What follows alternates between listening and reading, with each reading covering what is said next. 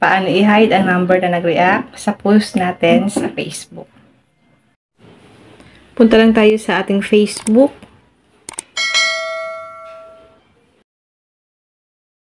Click 3 lines. Scroll up, click Settings and Privacy. Click Settings.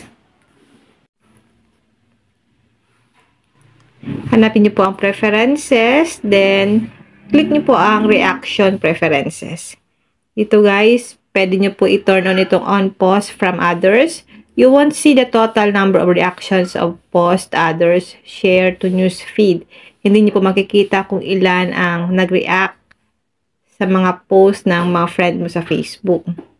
Kapag naka-turn on po ito sa inyo. Ito naman guys, on your post, hindi po nila makikita kung ilan ang total ng nag-react sa inyong post. Pwede niyo po ito guys i-turn on para hindi po nila makita ang total na nag-react sa post mo. Kung may natutunan ka sa aking video, huwag mo kalimutan na i-follow ako. And now, thank you for watching. God bless you all.